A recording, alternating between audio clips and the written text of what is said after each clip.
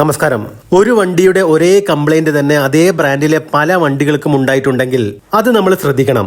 അതൊരു manufacturing defect ആവാനുള്ള സാധ്യത കൂടുതലാണ്. അത്തരത്തിൽ സ്ഥിരമായി കംപ്ലൈന്റ് വരുന്ന വണ്ടികളെ കുറിച്ച് നമ്മൾ ഈ ചാനലിൽ തന്നെ വീഡിയോ ചെയ്തിട്ടുണ്ട്. ഓലയും ഹീറോ മോട്ടോകോർപ്പ് വിഡയും ബജാജ് ചേതക്കും എല്ലാം ഉദാഹരണങ്ങളാണ്. പക്ഷെ ഇവരൊക്കെ അടുത്ത ജനറേഷൻ അല്ലെങ്കിൽ അടുത്ത വേരിയന്റ് വണ്ടികൾ ഇറക്കുന്ന സമയത്ത് തൊട്ട് മുന്നത്തെ വേരിയന്റിൽ ഉണ്ടായ പ്രശ്നങ്ങൾ പരിഹരിക്കാറുമുണ്ട്. നമ്മളിപ്പം TVS iQube കാര്യത്തിലേക്ക് വരികയാണെങ്കിൽ ഈ വണ്ടിക്ക് ഒറ്റപ്പെട്ട ചില സാധാരണ കംപ്ലൈന്റുകൾ റിപ്പോർട്ട് ചെയ്യപ്പെട്ടിട്ടുണ്ടെങ്കിലും സ്ഥിരമായി ഒരേ കംപ്ലൈന്റ് തന്നെ ഈ വണ്ടിക്ക് വന്നതായി കസ്റ്റമേഴ്സ് പറഞ്ഞതായി കേട്ടിട്ടില്ല. മാത്രമല്ല iQube എന്തെങ്കിലും പ്രശ്നങ്ങൾ വന്നാൽ തന്നെ അത് പെട്ടെന്ന് അവർ പരിഹരിച്ചു കൊടുക്കാറുമുണ്ട്. എന്തൊക്കെ പറഞ്ഞാലും ഇന്ത്യയിൽ ലഭ്യമായ നിലവിൽ കംപ്ലൈന്റുകൾ വളരെ കുറവുള്ള ഇലക്ട്രിക് ഇരുചക്ര വാഹനങ്ങളിൽ ഒന്ന് TVS iQube ആണ്. ഇതൊന്നും എന്റെ അഭിപ്രായങ്ങളല്ല കേട്ടോ, വണ്ടി ഉപയോഗിക്കുന്ന കസ്റ്റമേഴ്സിൽ നിന്നും തന്നെ അറിയാൻ സാധിച്ച കാര്യങ്ങളാണ്. TVS iQube കസ്റ്റമേഴ്സ് റിപ്പോർട്ട് ചെയ്യപ്പെട്ട പ്രധാനപ്പെട്ട 2 കംപ്ലൈന്റുകൾ ഹബ് മോട്ടോറുമായി ബന്ധപ്പെട്ടതാണ്. പക്ഷെ ഞാൻ ഇവിടെ നിങ്ങളോട് പറയാൻ പോകുന്ന വളരെ കുറച്ച് പേർക്ക് മാത്രം സംഭവിച്ച ഈ 2 സംഭവങ്ങളും, അതായത് ഈ 2 കംപ്ലൈന്റുകളും വണ്ടിയുടെ കംപ്ലൈന്റ് ആണെന്ന് പറയുന്നതിലും നമ്മുടെ ശ്രദ്ധക്കുറവാണെന്ന് പറയുന്നതാവും ശരി. TVS iQube മോട്ടോർ ഫിക്സ് ചെയ്തിരിക്കുന്നത് വീലിന്റെ നടുഭാഗത്താണെന്ന് നമുക്ക് എല്ലാവർക്കും അറിയാവുന്ന കാര്യമാണ്. അതുകൊണ്ട് തന്നെയാണ് ഇതിനെ ഹബ് മോട്ടോർ എന്ന് വിളിക്കുന്നതും. റോഡിൽ നിന്നും ഏകദേശം 3-4 ഇഞ്ച് ഉയരത്തിൽ മാത്രമാണ് ഈ മോട്ടോർ ഉള്ളത്. ഇരുചക്ര വാഹനങ്ങളുടെ കാര്യം എടുക്കുകയാണെങ്കിൽ ഭൂമിയോട് ചേർന്ന് നിൽക്കുന്ന ഏറ്റവും താഴെയുള്ള മോട്ടോറാണ് ഈ ഹബ് മോട്ടോറുകൾ. ഞാൻ നേരത്തെ പറഞ്ഞ ഹബ് മോട്ടോറിന്റെ റിപ്പോർട്ട് ചെയ്യപ്പെട്ട 2 കംപ്ലൈന്റുകൾ, അതായത് 2 പ്രശ്നങ്ങളിൽ ഒന്ന് ഹബ് മോട്ടോറിൽ വെള്ളം കയറി കേടായ ഒരു പ്രശ്നമാണ്.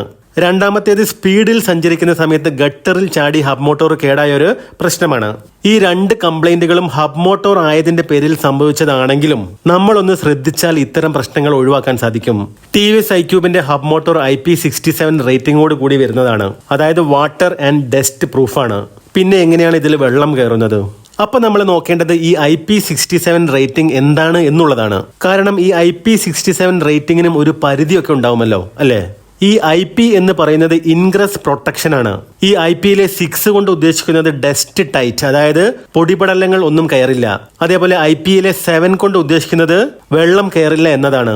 അതിന് ചില കണ്ടീഷൻസ് അവർ പറയുന്നുണ്ട് കേട്ടോ. അതായത് 30 മിനിറ്റ് വരെ ഈ ഹബ് മോട്ടോർ വെള്ളത്തിൽ മുങ്ങി നിന്നാൽ കുഴപ്പമില്ല.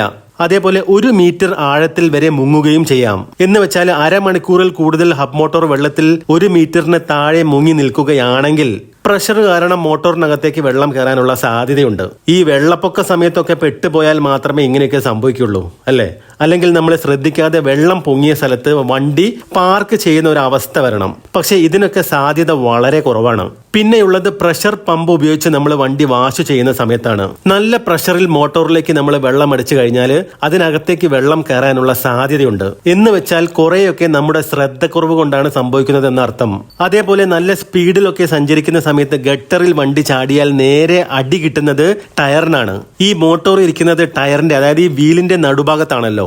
അടി കിട്ടുന്നതിന്റെ മുഴുവൻ ഇമ്പാക്റ്റും ഈ മോട്ടോറിനായിരിക്കും. ആ സമയത്ത് ടയറിൽ കാറ്റ് കുറവാണെങ്കിൽ മോട്ടോർ കേടാവാനുള്ള സാധ്യതയും കൂടുതലാണ്. ഗട്ടറിൽ ചാടി പോകുന്നത് ആക്സിഡന്റ് ആണെങ്കിലും ടയർ പ്രഷർ കൃത്യമല്ലെങ്കിൽ, കാറ്റ് കുറവാണെങ്കിൽ അത് നമ്മുടെ ശ്രദ്ധക്കുറവ് തന്നെയാണ്, അല്ലേ? ഇത്രയും കാര്യങ്ങളൊക്കെ ശ്രദ്ധിക്കുകയാണെങ്കിൽ മറ്റ് കാര്യമായ പ്രശ്നങ്ങളൊന്നും ഇല്ലാത്ത ഒരു വണ്ടിയാണ് TVS iQube. പിന്നെ എടുത്തു പറയേണ്ട ഒരു കാര്യമുണ്ട്. അതായത് നിലവിലുള്ള ഇലക്ട്രിക് ഇരുചക്ര വാഹനങ്ങളിൽ ഏറ്റവും നല്ല സസ്പെൻഷൻ ഉള്ളത് TVS iQube.